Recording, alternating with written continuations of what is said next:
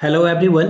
मैं मिथुन सिंह स्वागत करता हूं आप सभी का। आशा करता हूं आप सभी बहुत अच्छे होंगे। मॉडल सेट 1 है जो कि ऑफिशियल, जी हाँ, ये मॉडल सेट 1 है। आर्मी पब्लिक स्कूल के ऑफिशियल वेबसाइट पे आप जाओगे, आपको ये पीडीएफ मिल जाएगी। बाय द वे, जिन्होंने नोट्स परचेज किया उनको ये पीडीएफ नहीं मिल रही है तो आप जो है व्हाट्सएप पे एक बार मैसेज कर लीजिए, आपको ये प्रोवाइड कर दिया जाएगा। बाय द वे, एक्सप्लेनेशन के साथ जो है हम लोग यहाँ पे आंसर ढूंढेंगे। चलिए वेरी फर्स्ट क्वेश्चन के साथ शुरुआत करते हैं। Exhibition banking on world heritage, इसकी बात की गई है। G20 मेंबर को ये दिखाया गया है। अब आपको बताना है कि ये कहाँ दिखाया गया था, किस प्लेस पे दिखाया गया था।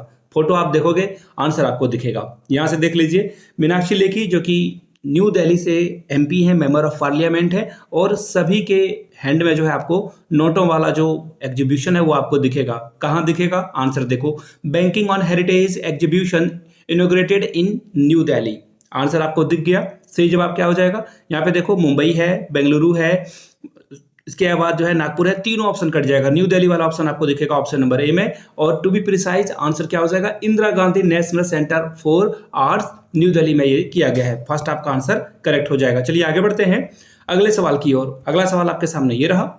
Recently on the dash anniversary, देखिए आपको बस ये पूरे क्वेश्चन का मर्म मैं आपको समझा देता हूं। फ्रांस और इंडिया जो है रोड मैप तैयार करने वाला है कि ये बहुत आगे जाएंगे वगैरह वगैरह, इन्होंने बातें करी है। आपसे सवाल ये पूछ लिया गया है, इंडिया और फ्रांस की जो स्ट्रेटेजिक रिलेशनशिप है दोनों कंट्री के बीच में, इंडो फ्रेंच जो रिलेशन है वो कितने साल का हो चुका है, ये आपको बताना है। 5th 75 25 या फिर 15। तो देखिए इसका जो सही जवाब है, हम लोग जो है 25 साल से जो है फ्रांस के साथ जो है रिलेशन स्टेब्लिश करके रखा है हम लोगों ने। इसका आंसर क्या हो जाएगा, ऑप्शन डी के साथ आपको जाना है। चलिए आगे बढ़ते हैं अगले सवाल की ओर। उससे पहले मैं आप लोगों को बता दूं, यहां से देखिए, यहां से जो है ये मैक्रो की फोटो आपको दिखेगी, फ्रांस के प्रेसिडेंट है, और यहां से पीएम मोदी की फोटो आपको दिखेगी। और ये कब हुआ है, 13 जुलाई 2023 को। चलिए आगे बढ़ते हैं। आगे बढ़े उससे पहले आप लोगों को बता दूं, अगर आपको मेरे हैंड रिटेन नोट्स चाहिए तो 499 में आप ये परचेज कर सकते हो। आखिरी समय में आपके पास कुछ भी पढ़ने के लिए नहीं है तो this is very fruitful for your examination.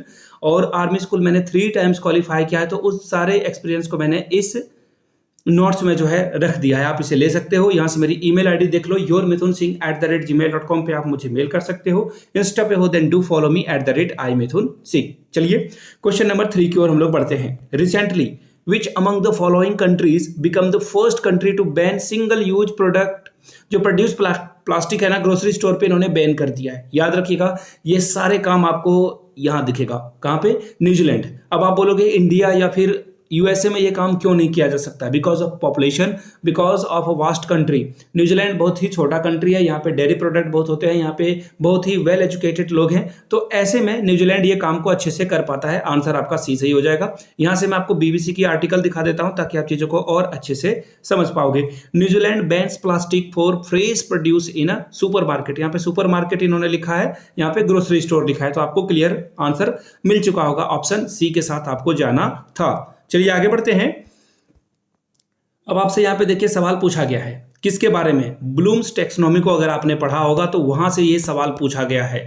ठीक है, ब्लूम टैक्सोनॉमी के ऊपर अगर आपको एक वीडियो चाहिए होगी तो नीचे ब्लूम्स जो है, ब्लूम्स टैक्सोनॉमी नीचे आप कमेंट कर देना। फिलहाल क्या पूछा गया है सवाल, तो देखिए ब्लूम्स के अकॉर्डिंग जो है 3 इफेक्टिव हैं, उनके जो है 3 फैक्टर हैं। क्या क्या है, कॉग्निटिव स्किल होना चाहिए आपके अंदर, अफेक्टिव और साइकोमोटर। कॉग्निटिव यानी कि जहां पे आप बुद्धि का इस्तेमाल करते हो, अपने ब्रेन का इस्तेमाल करके अलग अलग प्रॉब्लम को सॉल्व करते हो। अफेक्टिव का मतलब होता है इमोशन, इसकी बात कर रही है यहाँ पे, इमोशन की बात यहाँ पे की जा रही है। इमोशन में आपका गुस्सा आ सकता है, एंगर आ सकता है, लव आ सकता है, एंजाइटी आ सकती है। और साइकोमोटर में यानी कि आप फिजिकली किसी काम को करते हो, चाहे वो लिखने का काम हो, दौड़ने भागने खाने पीने का काम हो, ये साइकोमोटर में किया जाता है। देखिए अब आपसे क्या पूछा गया है, जस्ट थिंक, क्वेश्चन को पढ़िए। थिंक करने के लिए, स्टडी करने के लिए और लर्न करने के लिए किसका इस्तेमाल करोगे, कॉग्निटिव स्किल का इस्तेमाल करोगे। डी आपका क्या होगा, करेक्ट आंसर हो जाएगा। चलिए आगे बढ़ते हैं अगले सवाल की ओर। नेक्स्ट क्वेश्चन आपके सामने ये रहा। A good number of a classroom practices are a part of inclusive education. बहुत अच्छी बात है, इंक्लूसिव एजुकेशन बहुत ही इंपॉर्टेंट है हमारे एग्जाम के पॉइंट ऑफ व्यू से, रियल लाइफ के भी पॉइंट ऑफ व्यू से, कि एक ही क्लासरूम में अलग अलग कम्युनिटी के लोग बैठे हैं, गर्ल्स बॉयज सारे लोग यहाँ पे बैठे। एक्चुअली गर्ल्स और बॉयज भी एक जो है जेंडर बायसनेस या फिर जेंडर डिस्क्रिमिनेशन की ओर रिप्रेजेंट करता है। स्टूडेंट यहाँ पे अलग अलग बैठे, चाहे वो उनका सेक्स कोई भी हो, कोई फर्क नहीं पड़ता है। ठीक है। आगे देखिए, कोई बच्चा अगर बहुत कमजोर है, आईक्यू उसकी कम है, या फिर किसी का आईक्यू बहुत अच्छा है, फिर भी उसे आप एक ही क्लासरूम में पढ़ाओगे और उसे आगे बढ़ाने की कोशिश करोगे। अगर कोई जो है स्पेशल एबल चिल्ड्रन है, यानी कि जिसे आप बोलचाल की भाषा में बोल देते हो विकलांग या फिर दिव्यांग, उनको भी जो है एक ही क्लासरूम में आपको पढ़ाना है। आई रिपीट, एक ही क्लास में। मेरी लैंग्वेज थोड़ी सी खराब है, विकलांग या दिव्यांग मैंने बोल दिया, बट मेरे कहने का पॉइंट ऑफ व्यू यह है कि आप अच्छे से समझ पाओ। स्पेशल नीड्स या फिर स्पेशल एबल पीपल समझना कुछ लोगों को थोड़ी सी परेशानी होती है, इसलिए मैंने इसे जो है सरल भाषा में, जो कि हमारे सोसाइटी में चलती है, वैसा मैंने बताया। तो फिलहाल इंक्लूसिव एजुकेशन का जो है क्या सम इंक्लूसिव जो प्रैक्टिस है वो करना चाहिए क्लासरूम में। कोलैबोरेटिव टीचिंग, यानी कि देखो कोलैबोरेटिव शब्द जहां से भी कोलैब की बात आ जाए, एक दूसरे से सीखने की बात आ जाए, बहुत ही फ्रूटफुल होता है। इंक्लूसिव एजुकेशन के लिए डेफिनेटली अच्छा होता है, ये तो हम लोग रखेंगे, ये पॉजिटिव है आपके लिए। आगे देखिए, पीयर ट्यूटोरिंग, ये भी बहुत अच्छी बात है, जहां से आप अपने दोस्तों से चीजों को सीखते हो। दोनों ही आंसर सही है। और मल्टी लेवल इंस्ट्रक्शन, यानी कि अलग अलग जो है इंस्ट्रक्शन मिले और वहां से जो है आप लर्निंग कर पाओ, तीनों आपका क्या हो गया, पॉजिटिव लर्निंग हो गई। तो यानी कि ऑल ऑफ दिस, यानी कि डी आंसर आपका क्या है, करेक्ट है। यहां पे पी मतलब पॉजिटिव पॉजिटिव पॉजिटिव। चलिए आगे बढ़ते हैं। According to new education policy 2020, अब जो है इसमें जो है एज की बात की जा रही है, कितने 5 साल के बच्चे, अब जो है एक 1 क्लास से पहले इन्हें कहां पे मूव कर दिया जाएगा, याद रखिएगा। अभी जो है अगर आप केवीएस की बात करो, वहां पे बाल बाटिका नाम के क्लासेस को जो है इसे जो है इंट्रोड्यूस किया गया है क्लासरूम में, अच्छी बात है। यहाँ पे जो है जो 1 क्लास से नीचे के बच्चे हैं, जिन्हें आप अभी देखना, जो बड़े बड़े घरों के लोग होते हैं या फिर मिडिल क्लास के लोग भी जो है प्ले स्कूलों में बच्चों को भेजते हैं। तो ये प्ले स्कूल जो है इसे क्या कहा गया है, तो देखिए प्री प्रेटरी is the right answer, D इसका सही जवाब हो जाएगा। अगर आप एटॉमिक एनर्जी एजुकेशन सोसाइटी के एग्जाम को दिया है, वहां पे पीआरटी नहीं प्री प्रेटरी कहा जाता है। चलिए आगे बढ़ते हैं नेक्स्ट क्वेश्चन की ओर। Question number 7, layers of air surrounding the air is, देखिए इसके ऊपर मैं नोट्स बना रहा हूं और जो भी नोट्स जिन लोगों ने परचेज किया है उनको मिल जाएगा। यहां से आर्मी स्कूल में 1 मार्च हमेशा से फिक्स रखा है। मैंने 2012, 2013, 2014 के क्वेश्चन पेपर देखे हैं, वहां से एक सवाल तो आता ही आता है। तो देखिए यहाँ पे बहुत ही आसान सवाल आपको मॉडल सेट में दिया गया है, पूछा गया है लेयर ऑफ एयर को क्या कहते हैं, surrounding the earth is called, जो अर्थ के आसपास है उसे क्या कहा जाता है। सीधा सा जवाब है, उसे एटमॉस्फेयर कहा जाता है। इसके अलावा जो है टोपोस्फेयर, हेमिस्फेयर, अलग अलग बातें हैं, वो नोट्स में आपको मिल जाएगा। चलिए आगे बढ़ते हैं। द मलेरिया डिजीज जो है क्यों होता है, किसके द्वारा होता है, वायरस के द्वारा, बैक्टीरिया के द्वारा, फंगस के द्वारा, बिल्कुल नहीं, प्रोटोजोआ के द्वारा जो है मलेरिया होता है, याद रखिएगा। मलेरिया में जो है आपको ठंड लगती है और फिर बाद में गर्मी भी लगती है, डी इसका सही जवाब होगा। चलिए अगले क्वेश्चन की ओर हम लोग बढ़ते हैं। Which of the following disease is not caused by the viruses, यानी कि वायरस के द्वारा ये नहीं होता है, इसकी बात की गई है। तो देखिए वायरस के द्वारा जो है कोलेरा नहीं होता है, याद रखिएगा, वायरस के द्वारा जो है कोलेरा नहीं होता है। और कोलेरा जो है गंदे पानी को अगर आप पियोगे तो इससे जो है आपको कोलेरा होने के पूरे पूरे चांसेस रहते हैं, इस बात को खास, इसका जो है खास ख्याल रखिएगा। और कोलेरा के बारे में एक और बात मैं आप लोगों को बता दूं, इसका एक और नाम है, ठीक है, इसको जो है एक और नाम से जाना जाता है, इस बात को आप याद रखिएगा, शायद ये एग्जाम में आपसे पूछ लिया जाए, याद रखिए। इसे ब्लू डेथ भी कहा जाता है, इसे जो है ब्लू डेथ भी कहा जाता है। बहुत ही इंपॉर्टेंट ये क्वेश्चन है, मैं इसे थोड़ा सा कलर चेंज कर लूं, जी हाँ, ब्लू डेथ भी इसे कहा जाता है। चलिए आगे बढ़ते हैं अगले सवाल की ओर। नेक्स्ट क्वेश्चन आपके सामने ये रहा, the name of a grandfather of Ashoka, Ashoka the king, उसकी बात की जा रही है यहाँ पे। अशोका के ग्रैंडफादर कौन थे, मैं आपको ये क्वेश्चन का जवाब तो दे दूंगा, लेकिन आपको इनके पिताजी का नाम नीचे कमेंट करके बताना है कि अशोका के फादर का नाम क्या था, नीचे कमेंट करके आप लोग बताएंगे इसका जवाब। फिलहाल मैं आपको इसका जवाब बता देता हूं अशोका के बारे में। तो देखिए अशोका के जो पिताजी थे उनका नाम था चंद्रगुप्त मौर्य, ए इसका क्या होगा, सही जवाब हो जाएगा। चलिए आगे बढ़ेंगे। What are the consumer movement in India called, India में जो कंज्यूमर मूवमेंट हुए थे उसे क्या कहा जाता है। तो देखिए इसे जो है कंज्यूमर ग्रुप भी कहा, वेट अ मिनट, इसे जो है कंज्यूमर फॉर्म्स भी कहा जाता है और प्रोटेक्शन काउंसिल भी कहा जाता है। दोनों सही है, बी और सी आपका क्या होगा, करेक्ट हो जाएगा। लेकिन ऑप्शन डी की ओर अगर आप बढ़ते हो, डी में दोनों की बात की गई है, तो डी के साथ आपको आगे बढ़ना होगा। आगे बढ़ते हैं अगले क्वेश्चन की ओर। Which called desert is relatively isolated from the rest of the country, पूरे कंट्री से ये जो है अलग हो गया, उसका नाम आपको बताना है। कोल्ड डेजर्ट यानी कि ठंडे जगह की बात की जा रही है। लेह, कारगिल, लद्दाख या द्रास। तो देखिए इसका नाम सही जवाब है लद्दाख। आपको याद होगा करंट अफेयर्स का ये क्वेश्चन है, जब लद्दाख का कनेक्शन जो है इंडिया से कट गया था। एक्चुअली बहुत बर्फबारी होती है तो ये सारी प्रॉब्लम वहां पे आम है, नॉर्मली है। मैथमेटिक्स का क्वेश्चन आपको दिखेगा, पूछा गया है 0.8% को आप कैसे जो है एक्सप्रेस कर सकते हो। चलिए पहले 0.8 को लिख लेते हैं, और परसेंटेज का मतलब क्या होता है याद रखिएगा, परसेंटेज इज इक्वल टू 1/100। यहां पे हम लोग परसेंटेज को क्या लिख सकते हैं, 1/100। डेसिमल हटा देंगे तो एक जीरो नीचे आ जाएगा, और इसे अगर आप सॉल्व करोगे तो ये 8/1000 आएगा। अब इसे जो है हम लोग क्या करते हैं, डेसिमल में चेंज कर लेंगे। 3 डिजिट के बाद जो है डेसिमल पड़ेगा, तो 8 0 0 और पॉइंट और एक जीरो आगे आप लगा दो। खैर इससे कोई फर्क नहीं पड़ता है। आंसर देखो आपका कौन दिखेगा, ऑप्शन नंबर ए दिख जाएगा। ठीक है, स्क्रीनशॉट ले लेना, और समझ में नहीं आए तो फिर से मैं अगली वीडियो में इसे एक्सप्लेन कर दूंगा। ए इज द राइट आंसर। आगे बढ़ेंगे। अब आपसे पूछ लिया गया है LCM of a 2 number is 36। 2 number का एलसीएम क्या है, 36 है। दोनों नंबर हो सकता है 66 हो सकता है 94 हो, या फिर 49 हो। चलिए कोई बात नहीं।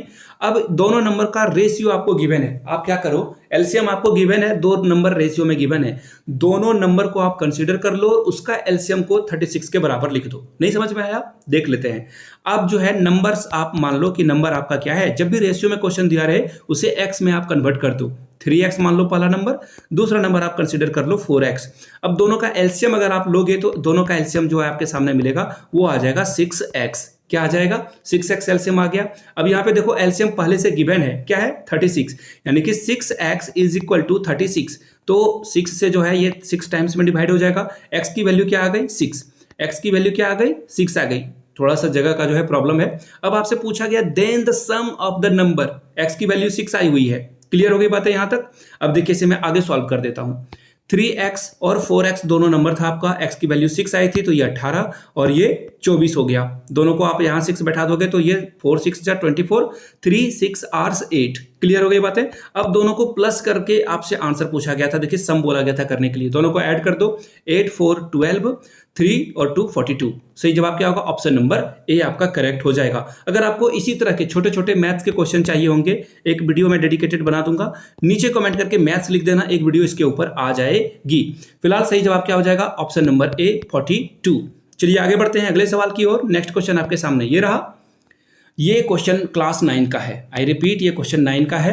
9th में जो है आपको ये मिलेगा। चलिए इसे सॉल्व कर लेते हैं। आपसे पूछ लिया गया है कि एक px है और ये जो है इसे आप gx मान लोगे, मैं आपको बता देता हूं। और gx इज इक्वल टू 0 किया जाता है, आपको याद रखना चाहिए। तो x plus 1 is equal to 0, x की वैल्यू क्या आ जाएगी, -1। ठीक है, अब इसी -1 को आप यहाँ पे px में पुट कर दो, आंसर आपको मिल जाएगा क्योंकि इसकी वैल्यू 3 दी हुई है। अब हम लोग क्या करेंगे, देखो 9 में जो है इंट्रोडक्शन होता है उस क्लास में ये बताया जाता है। p की वैल्यू आप क्या कर दो, -1 पुट कर दोगे तो 3 मिल जाएगा। अब जहां जहां x है वहां पे आप 3 पुट कर दो, तो ये क्या आ जाएगा, -1 का क्यूब आ जाएगा, यहाँ पे 3 है। अब 2a और -1 का स्क्वायर कर दोगे। इसी तरह से -5x इंटू -1 कर दोगे, और फिर -7 इज इक्वल टू 3 कर दोगे। सॉल्व करोगे, देखिए -1 पे पावर कभी भी ऑड नंबर हो तो वो -1 ही रहता है। क्लियर हो गई बात है। यहाँ पे इवन नंबर अगर -1 पे पावर आ जाए तो वो प्लस हो जाता है, यानी कि मल्टीप्लाई कर दोगे तो ये 2a बन जाएगा। और प्लस माइनस यहाँ पे अगर आप -1 पुट कर दोगे x की जगह पे, ये आ जाएगा माइनस माइनस प्लस, यानी कि +5 आ जाएगा, और -7 इज इक्वल टू 3। क्लियर हो गई बातें। 5 और 7 को करोगे तो यहाँ -2 बचेगा और -1 -3 बचा, यानी कि 2a - 3 इज इक्वल टू 3। अब 2a इज इक्वल टू 6 आ जाएगा, और a की वैल्यू क्या आ जाएगी, 3 आ जाएगी। थोड़ा गंदा बन गया बट क्या ही करूँ, वो डिजिटल बोर्ड इसके लिए प्रॉपरली चाहिए होता है। टैब या फिर ये लैपटॉप से बनेगा नहीं। डी इसका सही जवाब हो जाएगा। डी के साथ हम लोग आगे बढ़ेंगे। चलिए आगे बढ़ते हैं अगले सवाल की ओर। वेट अ मोमेंट, अगले क्वेश्चन की ओर हम लोग बढ़ते हैं। अकॉर्डिंग टू द, देखिए सीधा सीधा सवाल आपसे पूछ लिया गया है। यहाँ पे जो है आपको बताना है कि 2 डजन में आप जो है यहाँ पे इंग्लिश का ये सवाल है, आप यहाँ पे कॉस्ट लगाओगे या कॉस्टिंग लगाओगे या फिर कॉस्टेड लगाओगे। इंग्लिश का ये सवाल है, अगर आप अच्छे से देखोगे 2 डजन की बात की गई है। ठीक है, 2 डजन की बात की गई है। यहाँ पे इंग्लिश वाला सवाल है और बहुत ही आसान सा सवाल है। यहाँ पे जब भी यहाँ पे एस नहीं लगा हुआ है, इसलिए जो है ये यहाँ पे एस लगेगा, यानी कि कॉस्ट यहाँ पे हो जाएगा आंसर। ए के साथ आपको जाना था। चलिए आगे बढ़ेंगे अगले सवाल की ओर। यहाँ पे देखिए इनमेट्स की बात की गई है, एस लगा हुआ है, प्लूरल फॉर्म में है और यहाँ से पूछ लिया गया कौन सा ऑप्शन सही होगा। तो यहाँ पे देखो वाज वाला ऑप्शन तो होने से रहा, वर वाला is the right answer. Were not being, यहाँ पे जो है नॉट वर बीइंग ट्रीटेड, यहाँ पे कहाँ है ऑप्शन ए के साथ है। देखिए the inmates were not being treated well bye there care takers, तो सही जवाब आपका क्या हो जाएगा ऑप्शन नंबर ए। चलिए आगे बढ़ेंगे। नवजीवन में घनश्याम, नवजीवन दो हमें घनश्याम, ये सेंटेंस है और आपको जो है यहाँ पे अलंकार बताना है इसमें क्या होगा। देखिए यहाँ पे घनश्याम का अलग अलग अर्थ है, याद रखिएगा यहाँ पे घनश्याम का जो है अलग अलग अर्थ है और घनश्याम का अर्थ भगवान भी होता है, कृष्ण भी एक्चुअली जो है घनश्याम आपको पता ही है। नवजीवन दो हमें घनश्याम, ठीक है।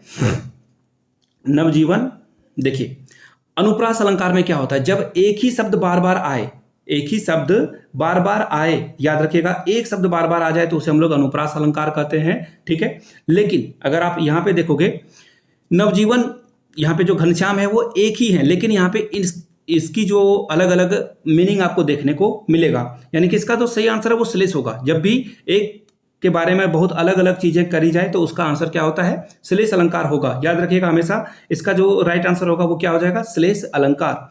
अब देखिए यहाँ पे घनश्याम का अर्थ मैं आपको बता दूं, एक तो कृष्ण भगवान को घनश्याम कहा जाता है, ठीक बात है, और दूसरी बात कृष्ण भगवान के जगह पे घनश्याम को बादल भी कहा जाता है। बादल का जो पर्यायवाची शब्द है वो घनश्याम है, हथौड़ा भी कहा जाता है, याद रखिएगा। तो यहाँ पे एक ही शब्द का अलग अलग मीनिंग आया, इसलिए हम लोग श्लेष अलंकार के साथ आगे बढ़ जाएंगे।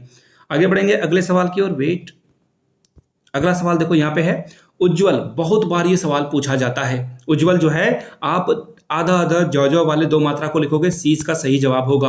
अब एक और मैं सवाल आप लोगों से पूछ ही लेता हूं, आप श्रृंगार कैसे लिखोगे, नीचे कमेंट करके श्रृंगार लिखकर दिखाना, मैं देखना चाहता हूं कितने लोग जेन्युइनली जानते हैं।